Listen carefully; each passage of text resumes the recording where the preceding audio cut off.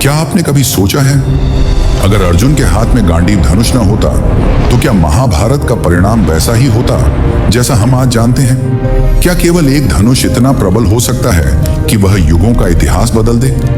यह कथा है अर्जुन और गांडीव की, एक दिव्य शस्त्र, एक महासाधक और धर्म की वह गाथा जिसने समूचे भारत का भविष्य तय कर दिया। गांडीव की उत्पत्ति स्वयं ब्रह्मा ने की थी। जब सृष्टि का आरंभ हुआ तब ब्रह्मा ने अनेक दिव्य अस्त्रों की रचना की। उन्हीं में से एक था गांडीव धनुष। कहा जाता है कि इस धनुष की डोर में ब्रह्मांडीय शक्ति समाई थी। जैसे ही कोई इसका तार खींचता, आकाश में गड़गड़ाहट गूंज उठती और जब इसे छोड़ा जाता तो दिशाएं प्रकाश से भर जाती। देवता, दैत्य, यक्ष सभी ने इसकी अपरंपार शक्ति देखी, पर कोई भी इसे स्थायी रूप से धारण नहीं कर सका, क्योंकि गांडीव केवल बल नहीं चाहता था, वह भक्ति और धर्म की मांग करता था। सबसे पहले यह दिव्य धनुष इंद्र को प्राप्त हुआ। इंद्र ने इसका प्रयोग असुरों के विरुद्ध हुए अनेक युद्धों में किया, परंतु कुछ समय बाद इसे वरुण देव को सौंप दिया। वरुण ने इसे अपनी गहराइयों में सुरक्षित रखा गया। कहा जाता है कि हजारों वर्षों तक यह समुद्र की तह में सोया रहा। फिर वह समय आया जब अग्निदेव प्रकट हुए। उनके भीतर एक प्रचंड उद्देश्य जल रहा था, खांडव वन को भस्म करने का, ताकि अधर्म की छाया मिट सके। उन्होंने वरुण से विनती की कि वे उस दिव्य धनुष को उन्हें सौंप दें। वरुण ने उत्तर दिया, यह धनुष किसी साधारण व्यक्ति के लिए नहीं है। इसे केवल वही धारण कर सकता है जो धर्म का सच्चा अनुयायी हो। अग्निदेव ने वचन दिया कि उचित समय पर वह इसे सही पात्र को प्रदान करेंगे, और वह समय तब आया जब अर्जुन का जन्म हुआ। वह समय जब पृथ्वी पर अधर्म धीरे धीरे अपना विष फैला रहा था। कुरुवंश का वह युग जब सिंहासन के लिए रक्त बहाना सामान्य था, जब भाइयों में प्रेम नहीं प्रतिस्पर्धा थी और सत्य की आवाज राजमहल की दीवारों में गुम हो चुकी थी। हस्तिनापुर, वह महान नगरी जहां राजसभा में फैसले शब्दों से नहीं, चालों और षड्यंत्रों से लिए जाते थे, जहां सिंहासन की लालसा इतनी प्रबल थी कि लोग धर्म और रिश्तों को भी भूल चुके थे। पर उसी भूमि पर किसी कोने में एक बालक जन्म ले रहा था जो इतिहास को पुनः आकार देने वाला था। वह था अर्जुन, पांडु का तीसरा पुत्र। उसका जन्म किसी साधारण बच्चे की तरह नहीं था। उसकी आंखों में बचपन से ही एक तेज और गहराई दिखाई देती थी, मानो वह अपने उम्र से बहुत आगे की बातें समझता हो। जब अन्य बच्चे खेलों में शक्ति और दिखावे की होड़ लगाते थे, अर्जुन अपने छोटे से लकड़ी के धनुष के साथ चुपचाप अभ्यास करता रहता था। जब कौरव गर्व से अपनी शक्ति का प्रदर्शन करते, अर्जुन तब भी मौन और केंद्रित रहता। वह जानता था कि असली शक्ति शरीर की नहीं, साधना की होती है। उसे अभी शायद यह पता नहीं था कि एक दिन वही बनेगा धर्म का सबसे बड़ा योद्धा, वह योद्धा जिसके हाथों में एक दिन गांडीव दमकेगा। जब वह द्रोणाचार्य के गुरुकुल पहुंचा, गुरु ने उसकी आंखों में कुछ ऐसा देखा जो औरों में नहीं था। कौरवों में अहंकार था, भीम में गर्व, युधिष्ठिर में संयम, पर अर्जुन में एक अदृश्य ध्येय था। द्रोणाचार्य ने जब पहली बार सभी शिष्यों को बुलाया और कहा, बताओ इस पेड़ पर क्या दिखता है? किसी ने कहा पत्ते, किसी ने कहा डालियां, किसी ने कहा पूरा पेड़। पर जब बारी अर्जुन की आई, उसने कहा, मुझे केवल पक्षी की आंख दिखती है। उस पल द्रोणाचार्य मुस्कुराए, क्योंकि उन्होंने समझ लिया था यह बालक केवल धनुर्विद्या नहीं सीखेगा, यह धर्म का शिल्पी बनेगा। दिन बीते, ऋतुएं बदली। अर्जुन ने अपने भीतर की हर कमजोरी को तपस्या में बदल दिया। रातें जब सब सो जाते, वह जंगल की निस्तब्धता में तीर चलाता। हवा की गति, पत्तों की सरसराहट, सब उसके अभ्यास का हिस्सा थे। धीरे धीरे उसकी हर सांस, हर दृष्टि धनुष का हिस्सा बन गई। अर्जुन के जीवन की सबसे बड़ी परीक्षा तब आई जब खांडव वन की घटना घटी। अग्निदेव उस वन को भस्म करना चाहते थे, क्योंकि वहां अधर्म और असंतुलन बढ़ चुका था। परंतु इंद्र ने उस वन की रक्षा का वचन दिया था, और हर बार जब अग्नि भड़कती, वर्षा की धाराएं उसे शांत कर देती। अग्निदेव असहाय हो गए। उनकी ज्वाला अपने ही वचन के विरुद्ध बुझने लगी। तब उन्होंने अर्जुन और कृष्ण की शरण ली। वरुण देव ने अर्जुन की परीक्षा ली, क्योंकि यह धनुष किसी साधारण योद्धा के लिए नहीं था।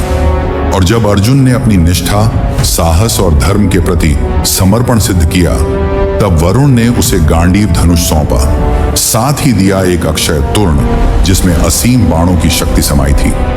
जब अर्जुन ने पहली बार गांडीव की प्रत्यंचा खींची तो आकाश तक एक गूंज फैल गई, मानो स्वर्ग स्वयं घोषणा कर रहा हो कि यह अस्त्र अब अपने योग्य स्वामी को प्राप्त हो चुका है। कृष्ण उसके सारथी बने और साथ मिलकर उन्होंने उस दिन इंद्र के वज्र को भी निष्प्रभावी कर दिया। अग्नि ने प्रज्वलित होकर खांडव वन को भस्म किया और धर्म का संतुलन पुनः स्थापित हुआ। उस दिन गांडीव की गूंज दिशाओं में फैल गई। अर्जुन ने जाना, यह धनुष केवल एक अस्त्र नहीं, धर्म का प्रतीक है जो केवल उन हाथों में उठता है जो धर्म की रक्षा के लिए जन्मे हों। बाद में शिव स्वयं प्रकट हुए और अर्जुन को दिया पाशुपतास्त्र, वह वरदान जिसने उसे सभी धर्म युद्धों में अजेय बना दिया। हस्तिनापुर लौटने पर अर्जुन का स्वागत हुआ, पर हर मुस्कान के पीछे ईर्ष्या की छाया थी। कौरवों के हृदय में असंतोष था, क्योंकि उन्होंने देखा अब अर्जुन केवल एक धनुर्धर नहीं, बल्कि वह शक्ति बन चुका था जो धर्म का पक्षधर है। दुर्योधन के मन में आग भड़क उठी। वह समझ चुका था कि यदि कभी युद्ध हुआ तो यह गांडीव ही उसकी पराजय का कारण बनेगा। पर अर्जुन के लिए यह धनुष कोई विजय का साधन नहीं था। यह एक वचन था जिसे उसने अग्निदेव के सम्मुख निभाने का प्रण किया था। समय बीतता गया।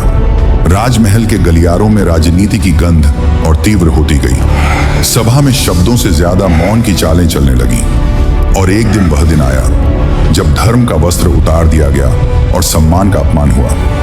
द्रौपदी, अग्नि से उत्पन्न वह नारी जो स्वयं प्रतिशोध की ज्योति थी, सभा के बीच खींची गई और अर्जुन के हृदय में जो अग्नि सुलग रही थी वह गांडीव के भीतर जाकर एक ध्वनि बन गई। अब यह मौन नहीं रहेगा। उस दिन अर्जुन मौन रहा, क्योंकि समय ने अभी संकेत नहीं दिया था, पर उसकी आंखों में जो वचन था वह आकाश ने भी सुना।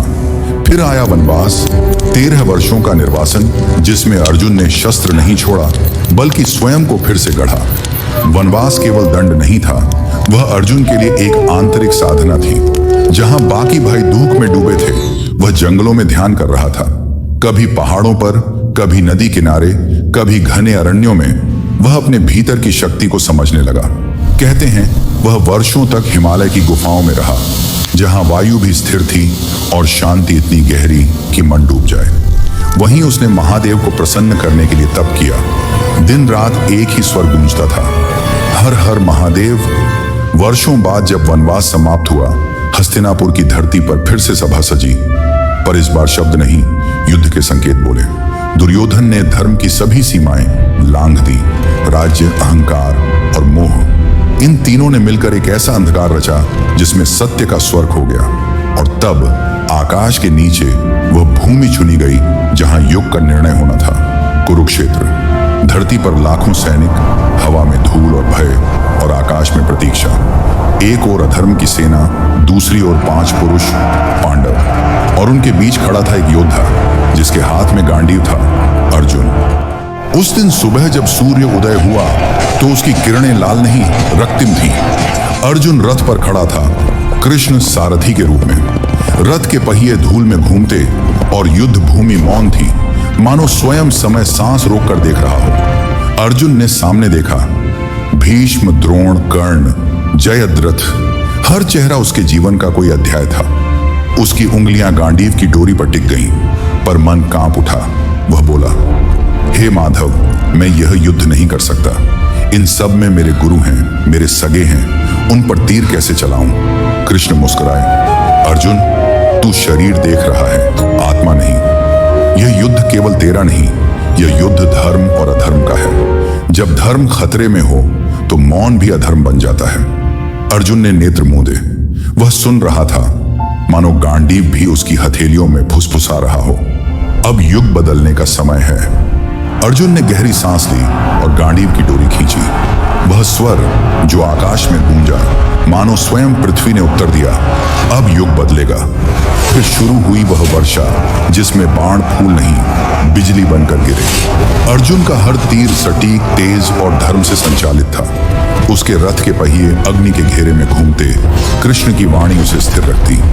भीष्म का रथ टूटा, द्रोण का शस्त्र गिरा, कर्ण का रथ सूर्यास्त के समान झुक गया।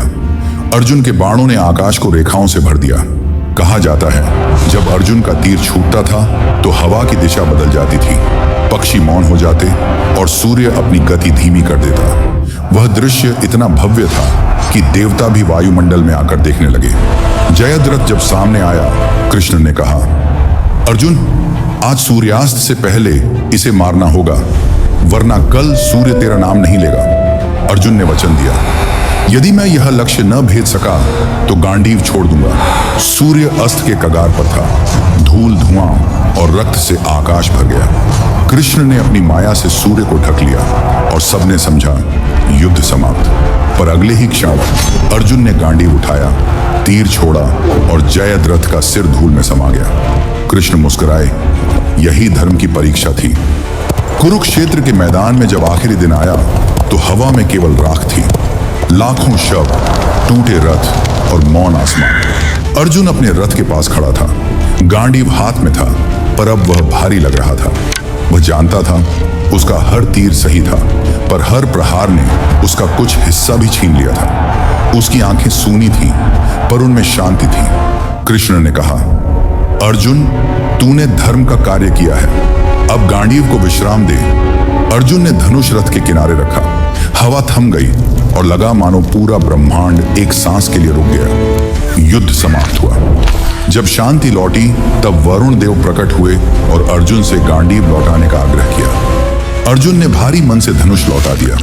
वह क्षण अत्यंत भावुक था। उन्हें एहसास हुआ कुछ शक्तियां केवल एक काल के लिए दी जाती हैं। वे केवल तभी तक उचित हैं जब तक उनका उपयोग धर्म के लिए हो। गांडीव को छोड़ना केवल एक अस्त्र खोना नहीं था, वह अर्जुन की पहचान का एक हिस्सा था। पर उसी क्षण उन्हें यह भी समझ आया, सच्ची शक्ति उनके भीतर थी, किसी अस्त्र में नहीं। यह कथा आज भी उतनी ही प्रासंगिक है। हम सब अक्सर सोचते हैं कि सफलता शक्ति, धन या पद से मिलती है, पर अर्जुन ने दिखाया कि ये सब तभी मूल्यवान है जब उनका उपयोग धर्म और न्याय के लिए किया जाए। गांडीव का असली अर्थ भी यही था। इसने अर्जुन को एक साधक से योगी बनाया, एक योद्धा से धर्म रक्षक बनाया। जब भी जीवन में कोई कठिन निर्णय हमारे सामने आता है तो हमें अर्जुन की तरह सोचना चाहिए कि शक्ति का प्रयोग तभी उचित है जब उसका उद्देश्य सत्य, न्याय और धर्म के पक्ष में हो। यह गाथा यहीं समाप्त नहीं होती। यह हर उस व्यक्ति में दोहराई जाती है जो अपने समय में सही निर्णय लेकर सत्य और न्याय का साथ देता है। अर्जुन और गांडीव की कहानी हमें यह सिखाती है कि विजय केवल बाहरी नहीं होती, सच्ची विजय आत्मा की होती है। वह विजय तब मिलती है जब हम अपने भीतर के भय, अहंकार और संशय को जीतकर धर्म का पक्ष चुनते हैं। आज भी जब कोई व्यक्ति अन्याय के विरुद्ध खड़ा होता है, सत्य का साथ देने का साहस करता है, तो उसके भीतर कहीं ना कहीं वही गांडीव जाग उठता है। यही अर्जुन का सबसे बड़ा संदेश है। शक्ति का उद्देश्य विजय नहीं, बल्कि धर्म की रक्षा है। अगर यह कथा आपको प्रेरित करे तो इसे दूसरों तक अवश्य पहुंचाएं, क्योंकि अर्जुन और गांडीव की कहानी सिर्फ इतिहास नहीं, बल्कि हर युवा के लिए एक अमर सत्य है। धर्म कभी हारता नहीं और जो धर्म की रक्षा करता है वही अमर होता है।